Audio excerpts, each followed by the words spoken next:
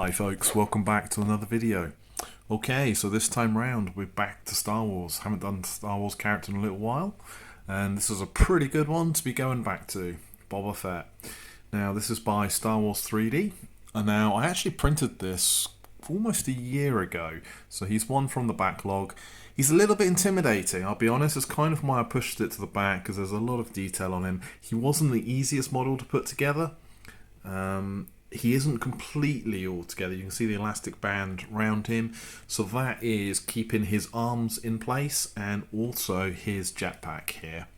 So the arms, the jetpack are still separate pieces. He isn't glued to the base. I haven't primed the base yet, so you can see the original blue plastic that I printed him in. He is printed in 1/6 scale.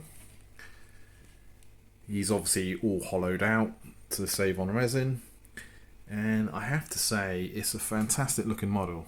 Really pleased with this one. Pretty much came out okay. There was one little fail here, so you can see that the flap of that pouch didn't print. That's what it's supposed to look like, but I can live with it, to be honest. I just kind of trimmed. There's a shame there's a bit of a cut notch there, but other than that, I think it's fine. And to be honest, the way that he would be posed with the front of the statue is kind of like that. So once it's on a shelf, you're really not going to notice it. There was quite a few gaps to fill. This model wasn't one of the best in the world in the way that the cuts were done. Also, it was kind of, I feel, a little bit over-engineered, because you had options on the armor plates. So you could have printed out a one without any of the sort of pit marks and battle damage, but that meant that each one of these plates is individual, so you've kind of got a little bit of gap around them. Not the end of the world. Where I did have a big gap was fitting the torso to the waist. I've managed to fill that all in, and to be honest, I think it looks pretty good.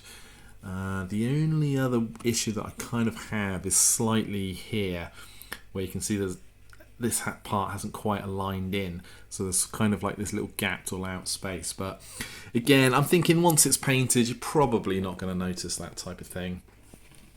The rifle came out very nice, because again, a lot of detail on this, so I was slightly concerned whether it would all print in one piece okay, but it came out fine. So yeah, quite pleased with that.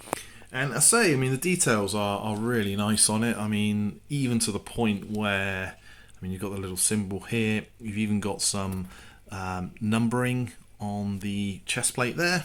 And you've also got, of course, the famous symbol there. Backpack is also very nicely done.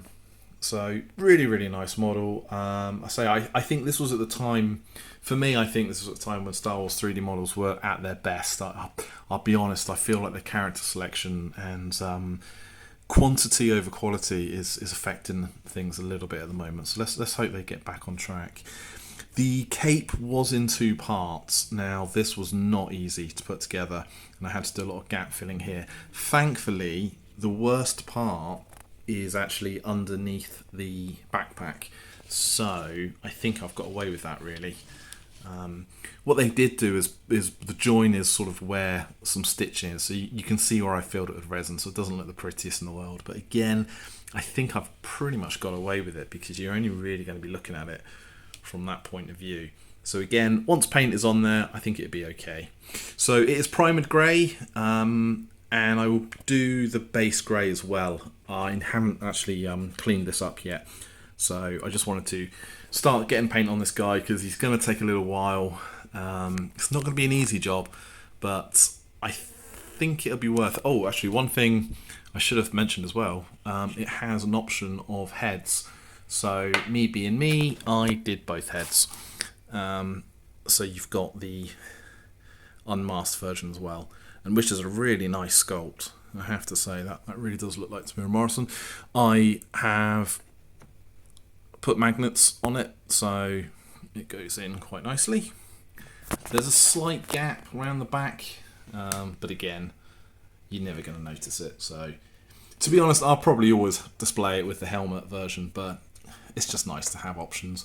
And you know me, I like to make life difficult for myself, so there we go. Okay, enough of my waffling. Let's take this guy apart and start slapping some paint on him. So the first thing I'm going to do is start painting in the sort of jumpsuit he has underneath all his armour. So for that I'm going to take some somber grey. This is quite a bluish grey. It's quite also a thin paint, so you don't really need to thin it down that much, as I found out. And I'm just going to go over the entire undersuit with this colour. Now, looking at reference material, Boba Fett seems to be a different colour every picture I look at. Doesn't help that between movies his suit also changes, particularly between Empire and Jedi. I'm going to try and go for the Jedi colour scheme, which he tends to look a bit slightly more grey rather than blue on his undersuit. So we will come back to this colour and we will sort of do some highlighting to brighten it up at some point. Next I'm going to take some Rakarth flesh and I'm going to do a dry brush across all that grey blue that we just applied before. Now what this is going to do is try and emulate a little bit closer to the colour of his undersuit. It's kind of a mix of blue and grey and grubbiness as well, so we'll be sure to add some of that in a little bit.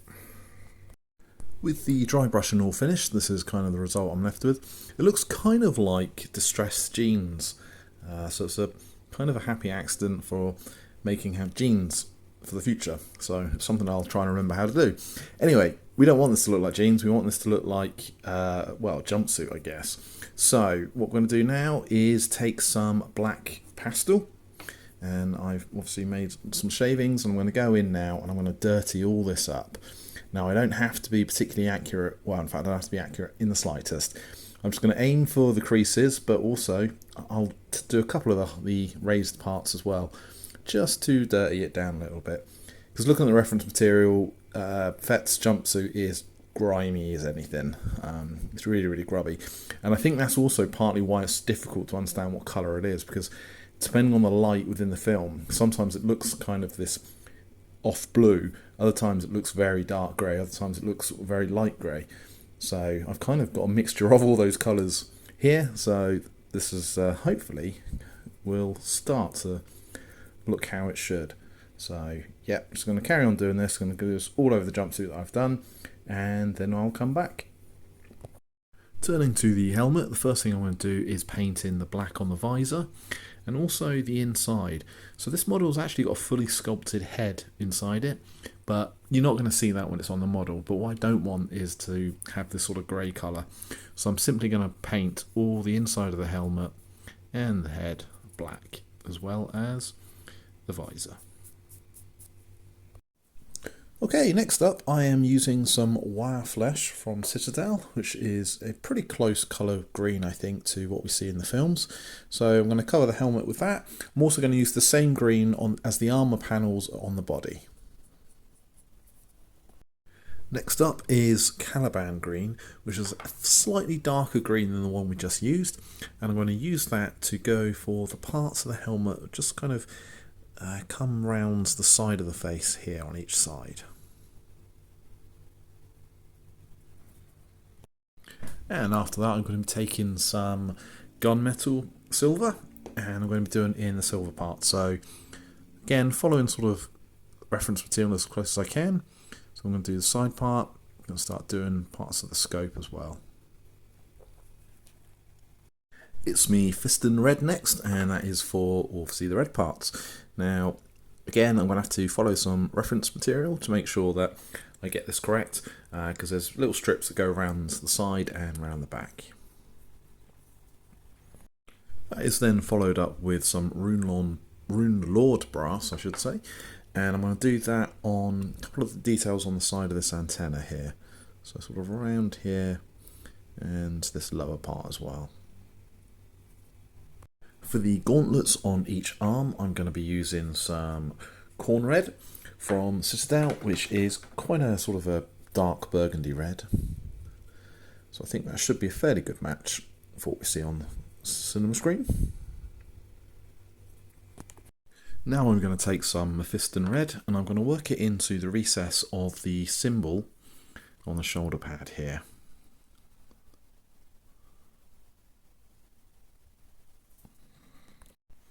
It's Rakarth Flesh next, and this is for the gloves and for the fingertips. So the gloves are actually a two-tone colour, and that has all been sculpted on, so it's nice and easy to paint. Time to do the yellow shoulder pads, and I'm going to do some yellow ochre and mix that about 50-50 with Baler brown, just to get a slightly dingier yellow. And this is the same yellow I'm going to use across the knee pads as well. Next up, it is simple black for the gun. Now, that's the great thing with Star Wars guns, is that they're generally just always black, very little detail on them, which makes them nice and easy to paint. Time now to throw some metallics over. So I've already used Runelorn brass for this pipe here, and I'm going to now take some silver. I'm just using gunmetal silver, and I'm going to start painting in this coil here. Now, I'm not entirely sure how movie accurate these colours are, but they seem to make sense for me. I'm also going to paint in this little grill across here too. Next, I'm going to apply an all-over dry brush over the gun using Dawnstone Grey, which is a nice medium colour grey, and just literally go over all the gun, try and pick up all the raised parts.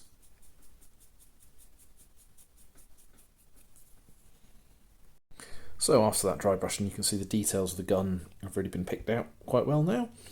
So I'm going to build up on that by taking some silver paint, and what I'm going to do, I've just put a little bit of silver paint on a tiny little bit of sponge, which I've shoved into a sleeve that you get with your brushes, and then basically I'm just going to go around the gun and just selectively start dabbling a little bit of silver here and there, just to add in a bit of damage. So just put a bit more paint on there,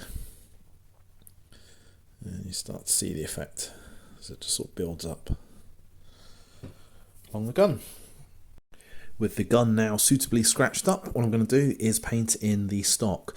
Now, the reason I left this was so I wasn't going to get the silver over it and also the dry brushing off that grey. So I'm using, what am I using? Rhinox hide here, just to paint in over that. And I'm going to follow that up with a dry brush of Mornfang brown, just across that stock there.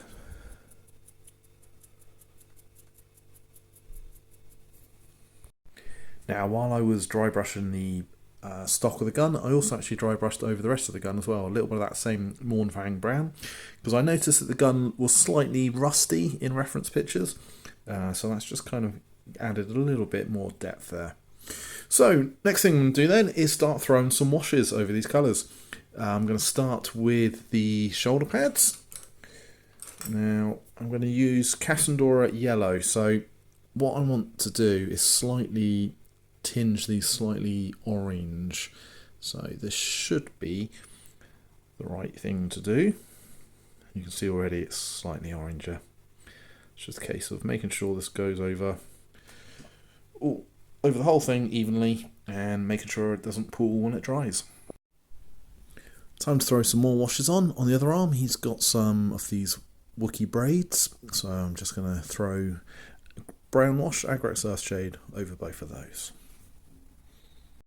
Then it's the classic Nuln oil, which is a black wash all over the silver parts and any of these golden ribbed parts as well. On to the jetpack next. I'm going to begin by painting in the blue parts using Cantor Blue. Now this pack is pretty detailed, so I'm going to have to consult reference material the whole way through. Okay, next up I'm going to add the orange parts, and I'm going to do that by mixing Parasite Brown with literally just a drop of yellow ochre, just to brighten it up ever so slightly. Hopefully this should be a fairly good match. And I need to work out which parts are orange. I think it's mostly around this central part here.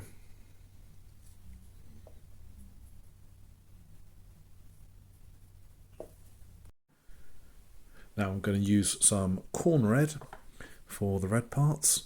And again, it's just a case of going around the model and looking at reference material, making sure I'm painting the right parts the right colour. Okay, we are starting to get somewhere with this backpack now. It's looking pretty colourful, if nothing else. Next colour to apply is Deck Tan, and it's just a couple of pieces that are this colour, or sort of this colour at least, and that's just these last couple of bits on either side of the central pipe that runs through. Time to put on the very last of the base colours before I then do some cleanup and then obviously do some bit of weathering. And that is just black, simple black, and I'm going to paint this into some of the details that are sort of recessed into the model. So things like around here, that type of thing. There's a very small sort of symbols along here, so I'll try and work the paint into there as well. And then yeah, just basically any parts where I think could do with a little bit of touch of differentiation in the colour. And this is the finished result with all those base colours down. So it's obviously looking brand new, fresh from the factory, not what his actual backpack looks like in the movie. Now I've been following this picture, so I think I've pretty much got the colours as close as I can get. Obviously I need to dirty this guy up and do all the weathering and that type of thing. So to start with, I'm going to get some classic Nuln Oil, if I can find where I put it, and throw that over all the silver parts to start with. So using that Nuln Oil, I've decided I'm not just going to put it over the silver, which I've already done, but I'm also going to put it over the other colours as well. So it darkens down the red quite nicely, but also the orange. Now, what I'm going to do is a little trick with this, just to get a slightly nicer effect, because the problem with washes is they're a little bit hit and hope. You throw them on, they have a habit of pooling, you can't often control it that well. But what I want to do is essentially sponge it off as I put it on. So I'll just show you what I mean. So if I left it like that, it's not going to look particularly great when that would dry. It's going to be very streaky and not look particularly natural. So the trick is to get a makeup sponge and then just dab it.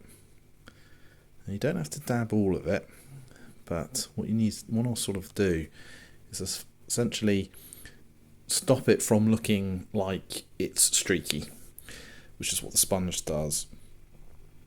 So you can just sort of see it a bit there, so it's also overspilled a bit on the white, but that's fine. So you can see that it's a lot more like a speckly look. It brings out the detail. So yeah, pretty pleased with that. So I'm going to carry on and do that.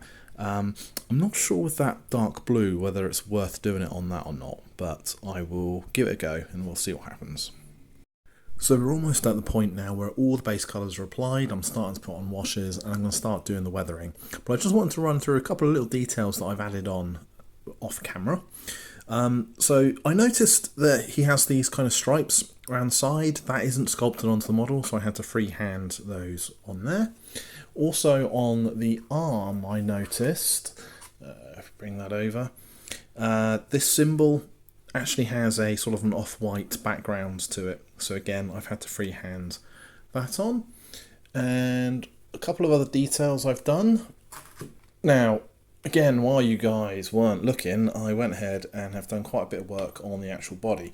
Now, how the best way to do this to get this on camera? I'll tell you what, let's take you guys for a ride.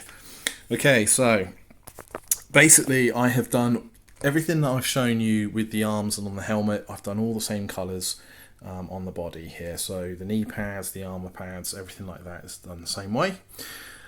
The belt is just dark brown wash mixed, then dry brushed to get those pouches. We've got a couple, the same colours we used that I used for the gloves for the feet. So there's nothing really here that you haven't sort of seen already. A couple of details I had to do. That is a very small symbol on the chest there. So steady hand needed, and also an even steadier hand needed to do the numbers. They are etched on, so as long as you don't put too thick a paint down, so you obviously black in beneath, and then a couple of nice reds on top, just to make that pop. I think I did a Mephiston red, then I did a Wild Rider red over that, just to highlight it a little bit more there. So I think we're almost getting to the point now where I can just start dirtying him all up again. He's looking a bit pristine at the moment. So what I'm going to do before that is the cape. Now to do that, I'm going to take some Deathworld Forest, which is a pretty good green. It's kind of like an army green, and I think this should be the right kind of colour to go all over the cape. Next up, I'm going to take some Steel Legion Drab, and I'm going to paint in a stripe across the cape. So let me turn it around. So there's sort of stitching that's already been sculpted on, so I'm just going to follow that and paint it in across here, obviously on both sides. Continuing with the washes, I'm going to use some Bealtan Green, which is quite a vibrant green wash. I'm going to go all over the armour plating with this.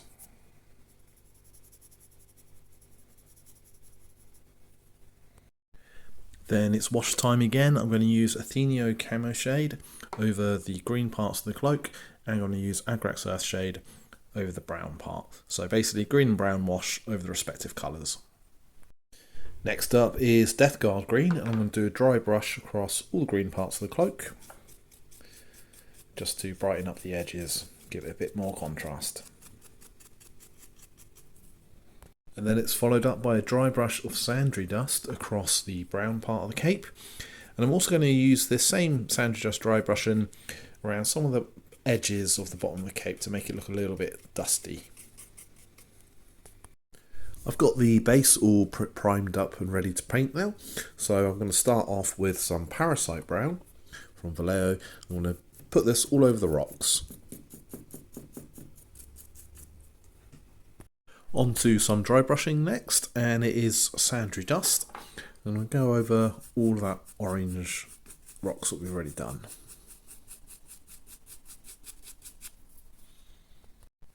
And I'm going to follow that up with a second dry brush of Baylor Brown. And I'm not going to go as hard this time with this one. It's going to be more of a case of just picking out a little bit of detail here and there. Going to take some Retributor Armour from Citadel and paint in this little logo piece at the front. Next up, I'm going to paint in these plumes of smoke, and I'm going to use Deck Tan for this.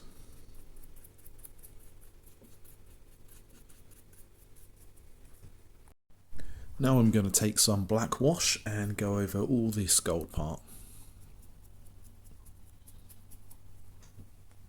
While that black dries, I'm going to take some Apothecary White, which is a contrast paint from Citadel, and I'm going to put this all over the smoke.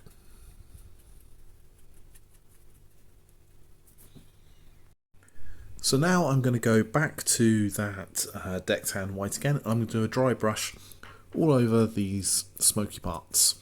So the idea is that I'll build up the lighter colour at the top, and the shadows will be at the bottom. Let's try and give it a bit more of a smoke effect. I'm now going to do a second dry brush over that, this time with White Scar, which is somewhere around here. White Scar from Citadel. This is probably the whitest of the white paints that I've got, so if I just do a nice dry brush over the very tops, just to lighten it ever so slightly more, give it a little bit more interest.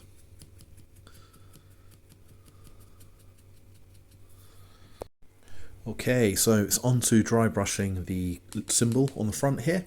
So what I'm going to do is take the original Retributor Armour Gold, which I originally coloured it with. I'm going to start a quick dry brush to that, just to tidy it up a little bit, because you can see that black wash has kind of stained it here and there. It's pulled a little places, so I'm just going to clean that up a little bit and add a bit more shine as we go. And I'm going to do a second dry brush over that using Polished Gold by Vallejo.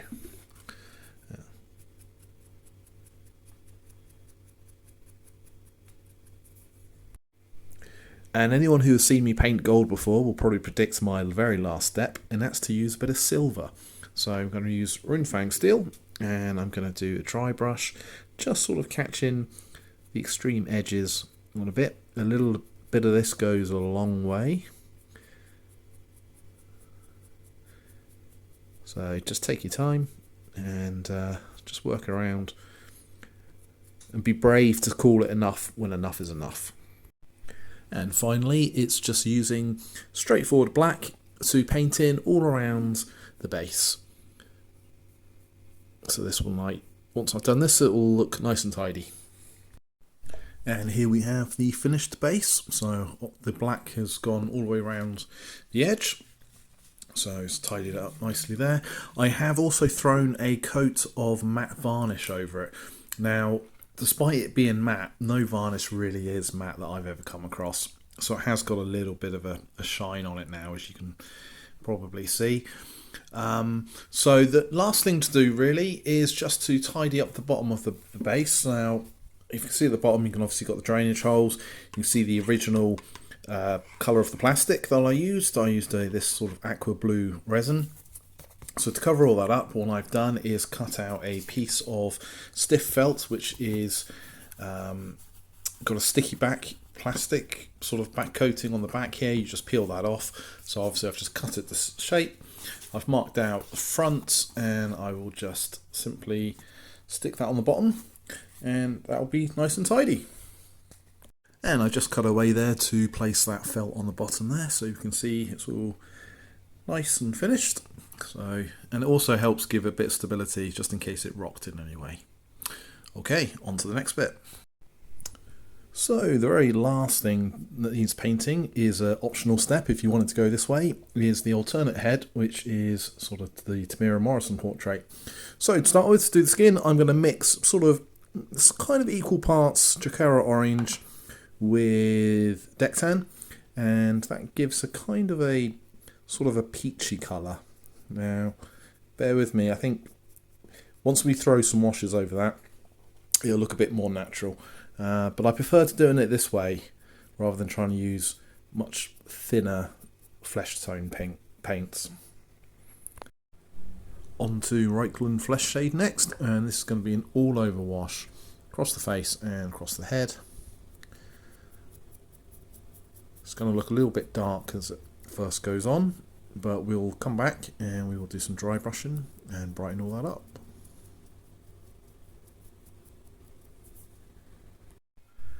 After that wash has dried, this is kind of what I'm left with. Now what I'm going to take is some dark flesh tone, and I'm going to do a dry brush all over the face. So it's just going to start bringing up the colours to get them slightly more realistic. Now one thing I did do, but I forgot to show, is when I was applying the wash, I did the sponge technique again, so putting it on and kind of sponging it off. And what that's sort of done is left a little bit of a speckled look across the face. But definitely makes it look slightly more realistic. And obviously again stops all that sort of tea staining look that you might get otherwise. And then I'm going to follow that up with a very, very light dry brush of Steel Legion Drab, just to sort of take slightly some of that yellowness away. But as I say, you want to be very sparing with this.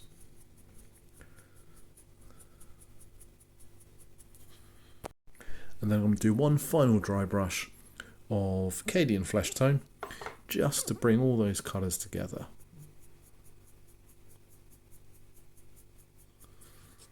Then I'm going to use Bugman's Glow to paint in the lips. Dectan for the eyes, or any type of off-white that you've got.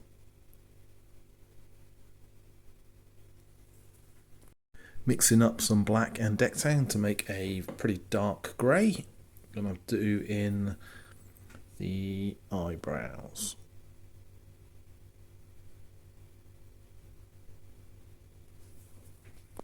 And here is the finished result. So I have put in the pupils, so that's simply a case of putting in brown followed by black and then a dot of white.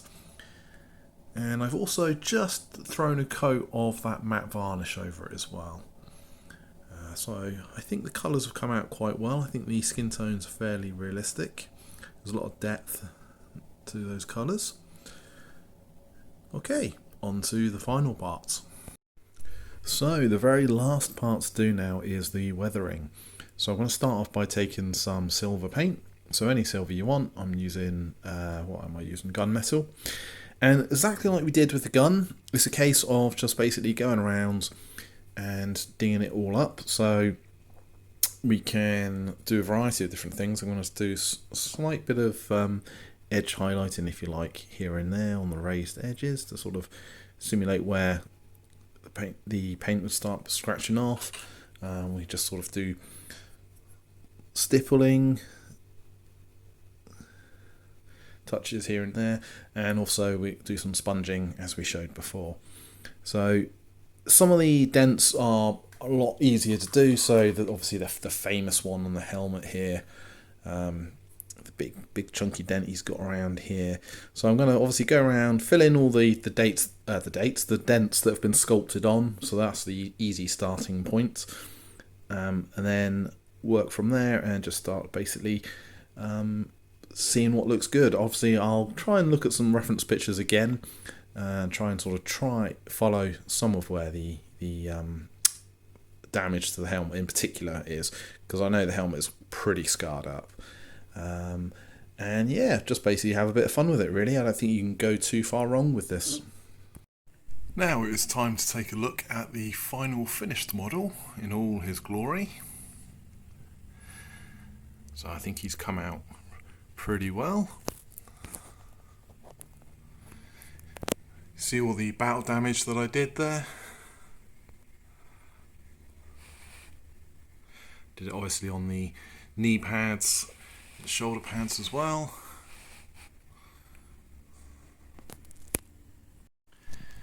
Going up through the model, there's obviously that iconic symbol of his.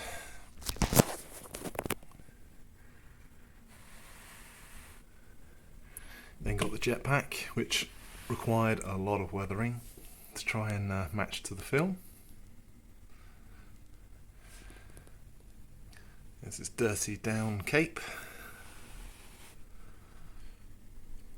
Now with the base, it was looking a little bit too shiny with that varnish that I put on. I think that was a bit of user error really. I think I put too much on. So I did just go back over the base and dry brush some more paint over it again to make it more matte. I think the only other thing that I forgot to show was I did a little bit of weathering on the knee plates and shoulder plates, dirtied them down a little bit, and again that was just using the black pastel. So one thing he has got is that switch out head, so I can take that off the magnet and stick on the unmasked version. And I quite like that unmasked version. It definitely looks like Tamira Morrison. I think it's a nice little addition.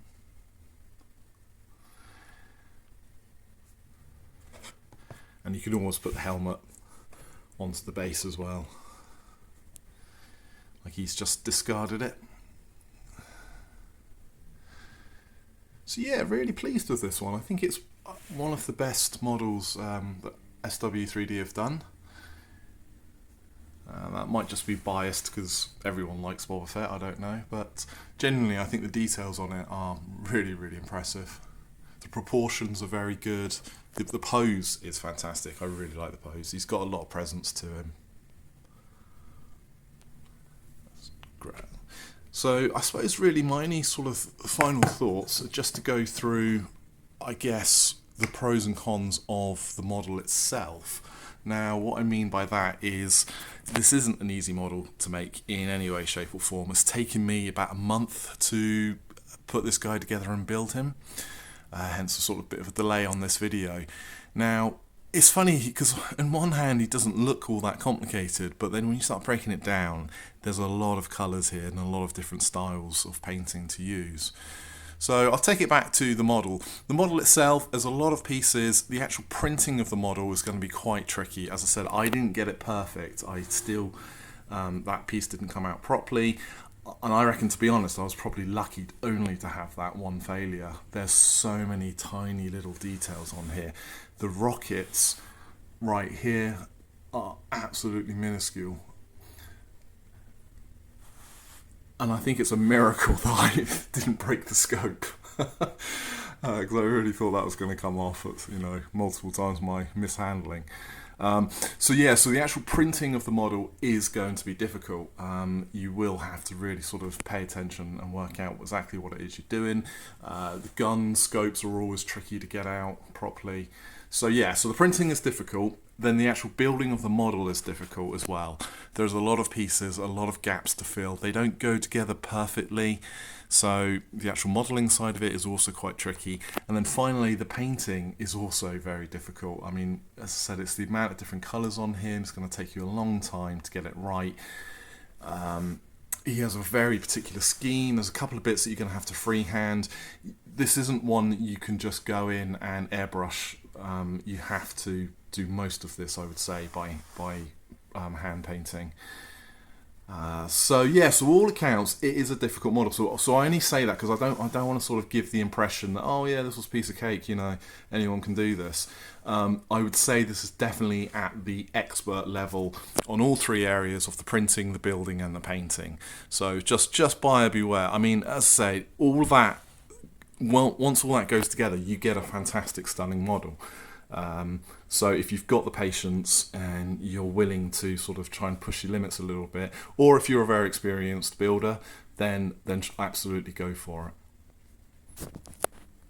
So finally, I just thought I would bring in the other couple of bounty hunters that I've made from this same line, just so you can see a bit of a size comparison. Fett is obviously the tallest, even though Black Chrysanthemum is obviously a much taller character, he is crouched over. So, and I think they look pretty good as a set. I mean, this is why I say, in my opinion, I think this line of models SW3D put out was the best that they've done so far. But then I'm probably biased because I think the character selection is the best. But honestly, the sculpting and the posing and everything, they're just fantastic. So I will continue to build the rest of them. I've got all the models. Probably Dengar, I'm thinking, might be the next one. But to be honest, they're all great models, so who knows what I'll do next. But I look forward to having the entire collection. So I think that'll just about do it for this video. Sorry it's been a bit of a long one, but as I said, it's down to the pretty complicated model and pretty complicated paint scheme. But hopefully you got something out of it. So if you could like and subscribe, that would be very much appreciated. Obviously, take a look at my past videos if you want to see how I did those other couple of models. They're on there. Or if you want to see any other types of models that I've painted. Or indeed, if you've got any suggestions on models that you'd like to see in the future, please let me know and I will definitely consider it. Okay, thank you very much and take care everyone. I will see you soon.